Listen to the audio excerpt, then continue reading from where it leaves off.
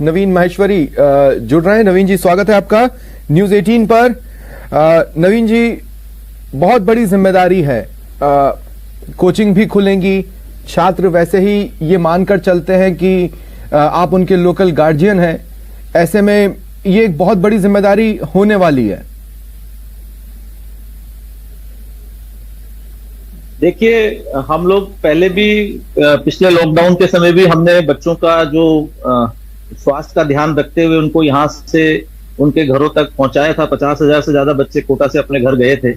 और अभी जो दूसरी वेव आई थी उस समय भी जो भी बच्चे यहाँ थे या जो भी कोटा के अंदर जितने भी स्वास्थ्य संबंधी प्रकल्प थे, उसमें एलएन परिवार और एलएन की जो स्टूडेंट वेलफेयर सोसाइटी है उसने सब तरीके से अपनी तैयारी करी थी। उसमें जो भी कंट्रीब्यूट करना था, उसमें लोगों के इलाज के लिए, बच्चों के इलाज के लिए, किसी भी तरह की चीज जहां जरूरत पड़ी वो सब तैयारी हमने सब करी थी। और अब चूंकि कोरोना का प्रकोप कम हुआ है और सरकार ने बच्चों को क्लास में आने के लिए, कोचिंग में आने के लिए परमिशन दी है, तो जो भी प्रोटोकॉल हैं वो हम पालन करते हुए उसकी तैयारी इस तरह से करी जा रही है कि हर चीज सुरक्षित रहे। हमारे लिए सबसे पहला ध्येय है कि बच्चों का स्वास्थ्य सुरक्षित रहना चाहिए। तो स्टूडेंट्स उसकी पढ़ाई तो वैसे तो कोचिंग में बहुत सारे स्टूडेंट्स एक टाइम पर एक क्लास में हो जाते हैं, लेकिन अब आप इसमें किस तरह का फॉर्मूला रखेंगे ताकि स्टूडेंट्स सीमित रहें? ऑल्टरनेट अगर आप रख रहे हैं नंबर ऑफ स्टूडेंट्स को, तो वो भी एक परेशानी है। हमने 50% का तो जो क्राइटेरिया सरकार का है वो तो अडॉप्ट किया ही है। बैच भी उसी तरह से प्लान किए, जो एक क्लास के अंदर अगर 100 बच्चे बैठते थे तो 50 ही बैठेंगे और उसमें भी जिग-जैग सिस्टम से बैठेंगे ताकि उनके बीच में जितनी ज्यादा से ज्यादा दूरी बन सके वो हम प्रयास कर रहे हैं। मास्क वहां जरूरी है। प्लस सबसे पहली बात है कि जो वैक्सीनेशन जिनका हो गया है उनके हमने सर्टिफिकेट पूरे अपने तरफ से बच्चों से लिए हैं। और जो बच्चे बाहर से आ रहे हैं उनका RT-PCR टेस्ट भी हम लोग यहाँ पे करवा के उनका सर्टिफिकेट प्राप्त करते जा रहे हैं। हमारे धीरे धीरे फेज में 1 से लेके 15 सितंबर में अलग अलग बैचेस चालू होंगे ताकि जो बच्चे अभी तक ऑनलाइन में पढ़ रहे थे और अब जिनकी ऐच्छिक रूप से जो कोटा आकर के अब अपनी ऑफलाइन पढ़ाई में जुड़ना चाहते हैं। नवीन जी, साथ ही हमने ये भी आपसे लेना चाहता हूं, देखिए कुछ प्राइवेट स्कूल्स ऐसे रहे जिन्होंने ये लिखा कि भैया बच्चे अपने मास्क, एक्स्ट्रा मास्क खुद लेकर आए, जबकि सरकार की गाइडलाइन कह रही है कि जरूरत पड़ने पर संस्थान या स्कूल मास्क प्रोवाइड कराएं। तो आपके पास स्टॉक कैसा है मास्क और सैनिटाइजर का? एक बात तो ये हो गई, और दूसरी बात ये कि क्या आप लोग ये भी प्लान कर रहे हैं कि समय समय पर हम रैंडम टेस्ट करवाएंगे बच्चों का, उनके सैंपल्स लेकर RT-PCR या समथिंग? अभी स्टार्टिंग में तो जो आ रहा है उसका तो टेस्ट हो ही रहा है। प्लस जब भी वो एक पर्टिकुलर टाइम के बाद जैसे हम हॉस्टल्स में जाकर के या कोई भी स्क्रीनिंग जो हमको करनी होगी बराबर की, किसी भी बच्चे का हल्का सा भी स्वास्थ्य हल्का है, किसी भी रूप में उसको वायरल भी है, तो हर बच्चे की बराबर जांच की जाए। प्लस सबसे बड़ी बात है, आप जो कह रहे हैं मास्क, तो मास्क तो हमने बहुत अच्छी संख्या में पहले भी बच्चों के बीच में बांटे हैं और हम लगातार उसका डिस्ट्रीब्यूशन करते जा रहे हैं, न केवल बच्चों में बल्कि ऑटो रिक्शा वाले और जितने भी इस तरह के जो बच्चों से जुड़े हुए लोग हैं जो किसी भी रूप में बच्चों के साथ आते हैं या उनके संपर्क में आते हैं, उन सबको भी हम मास्क का डिस्ट्रीब्यूशन पिछले करीब साल भर से ये लगातार चल रहा है। हमारी संस्था में भी पूरे मास्क उपलब्ध है और बच्चे भी आज की डेट में एंट्री ही विदाउट मास्क अलाउ नहीं है। ठीक है, वो भी लगा के आते हैं। अगर किसी कारण से कोई नहीं लगा के आता है तो उसको मास्क दिया जाए। ठीक है नवीन जी, मैं आगे आता हूं आपके पास। मेरे साथ सहयोगी ललित जोधपुर से और शाकिर कोटा से जुड़ रहे हैं। ललित, मैं आपके पास आ रहा हूं। आप जहां कहीं भी खड़े हैं, किस तरह की तैयारियां हैं, किस तरह से प्रोटोकॉल फॉलो करवाने के लिए चीजों की व्यवस्था हुई है, दिखा पाए?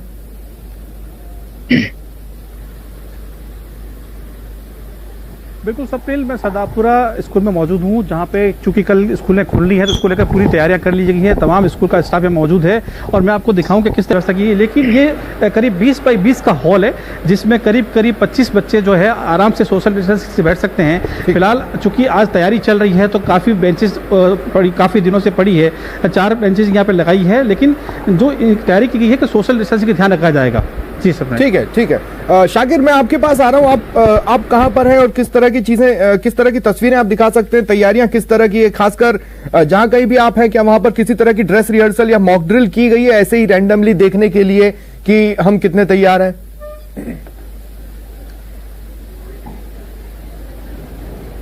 जी बिल्कुल स्वप्निल, मैं एक कोचिंग संस्थान में हूँ और ये तस्वीरें आपको दिखाना चाहेंगे किस तरह से, क्योंकि कोटा में लगातार बच्चों के आने का सिलसिला शुरू हो गया है। किस तरह से यहाँ पर एहतियात बढ़ती जा रही है, किस तरह से तैयारियां जो की जा रही है, वो तैयारियां जो है पूरी तरह से दिखाने की कोशिश करते हैं। ये मेन गेट है और इस गेट के यहाँ पर ही जो है थर्मल स्कैनिंग और इसके साथ साथ में जो है सैनिटाइजेशन का काम किया जा रहा है। इसके साथ साथ जो भी लोग यहाँ पर पहुंच रहे हैं, अभिभावक पहुंच रहे हैं, उनका पहले सैनिटाइज किया जा रहा है, उसके बाद में थर्मल स्कैनिंग की जा रही है, और जब वो काउंटर पे आते हैं तो उसके बाद में यहाँ पर किस तरह की व्यवस्थाएं की गई है ये भी तस्वीरों के जरिए दिखाना चाहेंगे। सोशल डिस्टेंस मेंटेन रहे, इसके अलावा क्लास में बच्चों को जो है वो भी मेंटेन रहे, इसलिए 50% जो है बच्चों को बैठाया जाएगा।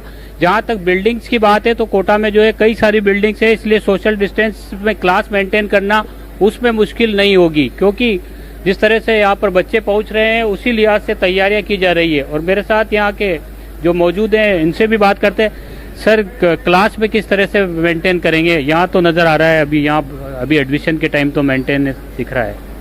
क्लासेस के अंदर जो सरकार की गाइडलाइन है उसके तहत 50% कैपेसिटी से हम बच्चों को बैठाएंगे। नहीं, लेकिन शाकिर आपने जो तस्वीरें दिखाई उसमें छोटे छोटे पॉकेट्स में छोटे छोटे ग्रुप साथ में खड़े नजर आ रहे हैं, उनको थोड़ा डिस्टेंस पर रखने की कोशिश नहीं है?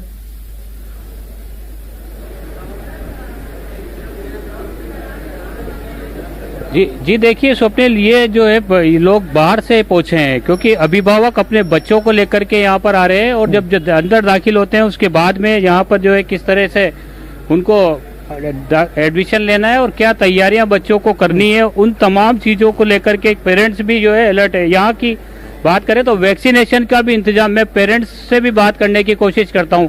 कहाँ से आए हैं आप लोग? सर, हम उत्तराखंड कोटद्वार से आए हैं। क्या लग रहा है आपको यहाँ इंतजाम बढ़िया है कोविड की सुरक्षा को? बिल्कुल, बहुत बेहतरीन सर। जो है कोविड का पूरे जो है नॉर्म जो है उन्होंने उनका पालन करवा रखा है, और बहुत बेहतरीन तरीके से जो है बड़ी अच्छी सुविधा। हम तो ऐसा सोच नहीं रहे थे कि इतना अच्छा हो गया, बहुत ही बेहतरीन तरीके से, तो वी आर हैप्पी। आप कहाँ से आए हैं? यहाँ जो इंतजाम नजर आ रहे हैं आपको, क्योंकि बच्चा आपका यहाँ आकर के अब ऑफलाइन क्लासेज अटेंड करेगा, किसी तरह का कोई डर तो नहीं? तमाम चीजें जो दिख रही है आपको, सुरक्षित माहौल दिख रहा है? फिलहाल तो ठीक लग रहा है सर, फिलहाल तो ठीक लग रहा है। आगे देखो क्या। ठीक है, कोई डर तो नहीं आपको? यहाँ पे बच्चों को यहाँ पे आप छोड़ करके जाएंगे? नहीं सर, फिलहाल तो जो है अभी जो यहाँ का एटमॉस्फेयर हमने देखा कि उस हिसाब से तो कोई डर का कोई माहौल है नहीं। जब तक बच्चा आपके कोचिंग सेंटर के अंदर है तब तक तो आप उस पर नजर रख रहे हैं, फिर वो वहां से हॉस्टल जाएगा, उसको अपना खाने पीने की भी जरूरतें हैं, हो सकता है वो टिफिन लगवा लें, और फिर वो हॉस्टल से अगले दिन वापस कोचिंग सेंटर भी आएगा। उस जगह पर भी अगर आप, अब हम देख ही रहे हैं कोटा में उत्तराखंड से लोग आ रहे हैं और जगह जगह से लोग आ रहे हैं अपने बच्चों को लेकर, तो वो तो पूरी तरह सुनिश्चित तब हो पाएंगे जब उनको ये समझ में आए कि नहीं, सिर्फ कोचिंग सेंटर तक नहीं बल्कि हॉस्टल पहुंचने तक और हॉस्टल से दोबारा आने तक भी एक गार्जियन के तौर पर कोचिंग वाले खड़े हैं, नहीं तो फिर तो सारी कवायद ही व्यर्थ है। देखिए, ये जो भी आप कोटा सिस्टम को अगर आप किसी से भी पूछेंगे तो ये हम लोगों का, और कलेक्टर साहब और पहले भी हम लोगों ने इस तरह से एक ग्रुप में काम करना सीखा है। आज भी हॉस्टल एसोसिएशन और जितने भी लोग इससे जुड़े हुए हैं, हमारे सबके ग्रुप्स बने हुए हैं। हमारे हर जगह किसी भी तरह की कोई शिकायत, जिससे बच्चों को भी हमने अलर्ट कर रखा है कि आप भी अगर मेस में या जहां पे भी आप रह रहे हैं वहां किसी भी तरह की कोताही हो रही है, आप हमें उसकी सूचना दीजिए। हमारी विजिलेंस टीम और जिसमें पुलिस प्रशासन का भी हमें पूरा सहयोग रहता है, वहां जाकर के उसके लिए जो भी आवश्यक कार्रवाई वो करती है। और पहले भी 2-4 हॉस्टल में जब पिछले लॉकडाउन के समय कुछ इस तरह के बात आई थी या केस आया था, तो उस तरह की कार्रवाई वहां पे प्रशासन ने भी करी थी, लेकिन उसके लिए अलर्ट हम लोग सब हैं। और आपको ये भी बता दूं, मेरा डर क्या है ना, पहले दिन या शुरुआत के 10-15 दिन 20 दिन तो सभी बहुत दिखाते हैं कि हम पूरी तरह तैयार हैं, लेकिन उसके बाद लैप्सेस देखने को मिलते हैं। ये बहुत आम बात है, हमने हर जगह देखा, हर तरफ देखा, हर चीज में देखा, हर फील्ड में देखा। तो वो ना हो उसके लिए क्या करेंगे आप? मैं आपको बता रहा हूँ, यही बात इसलिए बता रहा हूँ कि ये नहीं भी हुआ है, हमने इसको करके देखा है। आप अगर इस बार का जो लॉकडाउन देखेंगे, जो जनवरी में क्लासेस चालू हो गई थी, अप्रैल में लॉकडाउन लगा, पिछले साल से इस साल कंपेयर करें, करीब 25 से 30 हजार बच्चा जिसको एग्जाम की डेट नहीं मालूम थी वो कोटा में ही रहा है इस पूरे दौरान। और आप मालूम कर लीजिए कि बच्चों में कितना इन्फेक्शन आया, जबकि पूरे भारत में कितना इन्फेक्शन गया था। हॉस्टलों में बच्चे रहे, पीजी में बच्चे रहे, लेकिन उनकी मॉनिटरिंग हुई है। वो हॉस्टल में भी रहे तो उनकी मॉनिटरिंग हुई है, वो मेस में भी गए तो उनकी मॉनिटरिंग हुई है। तो बहुत मिनिमम बच्चों में उस इन्फेक्शन का असर आया, जबकि हमारे यहाँ जिस तरह की लहर, सेकेंड लहर आई थी, आपको याद है कि कितने घरों में हमारे लोकल लोग ज्यादा इफेक्टेड हुए, बहुत ज्यादा हुए।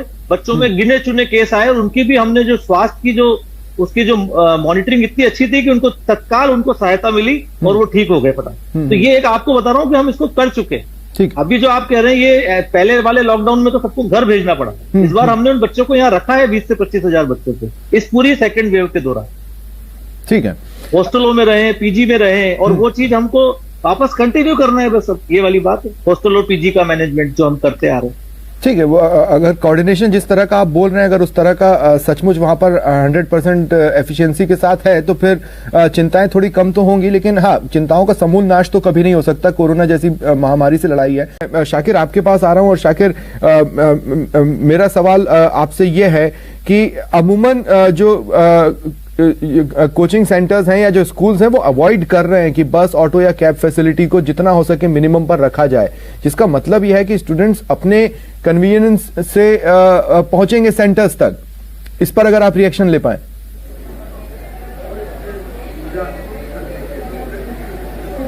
जी देखिए स्वप्निल, कोटा की जहाँ तक बात है, यहाँ पर संयुक्त प्रयास किया जा रहा है, क्योंकि कोचिंग जब बंद थे तो कोटा में जो है तमाम जो यहाँ के बाजार हैं, इसके अलावा हॉस्टल्स हैं, हजारों लोगों का रोजगार इससे जुड़ा हुआ है। तो जो एसओपी जो जारी की गई है राज्य सरकार की ओर से, उसके साथ साथ उन्होंने अपने स्तर पर भी जो है एक गाइडलाइन जारी की है। व्यापार संघ भी इनके साथ में जो है पूरी मुस्तैदी के साथ व्यापार, क्योंकि जो कोचिंग का जो इलाका है नया कोटा, वहाँ पर तमाम व्यापारी हैं, उनको भी जागरूक किया गया है। दोनों वैक्सीन जिन लोगों के लगी हुई है उन स्टाफ को इन्होंने अलाउ किया है। सिर्फ कोचिंग की बात नहीं है, हॉस्टल्स में जो है हॉस्टल का टॉप फ्लोर जो है उसको क्वारंटाइन सेंटर बनाया गया है कि अगर किसी तरह से किसी बच्चे की तबीयत खराब होती है तो उसको ऊपर शिफ्ट किया जाएगा, खाना उनके कमरों में भेजा जाएगा। तो ये प्रयास जो है संयुक्त प्रयास किया जा रहा है इन सब के बीच, क्योंकि गंभीरता से गाइडलाइन की पालना करना जरूरी है, और क्योंकि देश भर का बच्चा अब यहाँ पर आ रहा है। अब देखना होगा, क्योंकि जो प्रयास इनके किए जा रहे हैं वो गंभीरता कितने दिन तो लगातार बनी रहती है, और ये जरूरी भी है इस गंभीरता को बनाए रखना कोटा के लिहाज से। तो जो शुरुआती दौर पर हम देख रहे हैं तो ये गंभीरता जो है नजर आ रही है, और ये जरूरी भी है कोटा के लिहाज से और इन बच्चों की पढ़ाई के लिहाज से, क्योंकि अपने सपने पूरे करने के लिए। देखिए, एक बात और मैं कहना चाहता हूँ, ये जो इसीलिए मैं नवीन माहेश्वरी जी एक बार फिर आपके पास आ रहा हूँ। देखिए, आपकी कोचिंग में भी सब्जेक्ट वाइज स्पेशल ट्रीटमेंट या एक्स्ट्रा क्लासेस की बात कई बार उठती है बच्चे के परफॉर्मेंस के हिसाब से। वो एक एडिशनल टास्क होगा नवीन जी? देखिए, ये तो हमारी कोचिंग का एक फीचर ही होता है। हमको एक प्रॉब्लम काउंटर, जिसे हम एक्स्ट्रा क्लास भी बोल सकते हैं, वहां पे हमेशा 1-to-1 बच्चे के पास एक व्यवस्था रखनी पड़ती है। तो हमारे जितने भी कैंपस हैं उसके अंदर अलग अलग बाहर इस तरह के ओपन में प्रॉब्लम काउंटर पे टीचर्स अवेलेबल रहते हैं। वो आप उसको, जिसको भी कुछ शॉर्ट फीलिंग है या कुछ लग रहा है कि मेरा ये सिलेबस छूट गया है या मैं इसको नहीं समझ पाया हूँ, तो वो बच्चा वहां पे आकर के अपना वो समाधान प्राप्त कर सकता है। और ये आज से नहीं, ये तो हमारा परसों से ये फीचर हर कोचिंग के अंदर यहाँ कोटा में होता है। ठीक है, चलिए, शुक्रिया आप सभी का मेरे साथ जुड़ने के लिए और इस चर्चा में शामिल होने के लिए। तो देखिए, प्रथम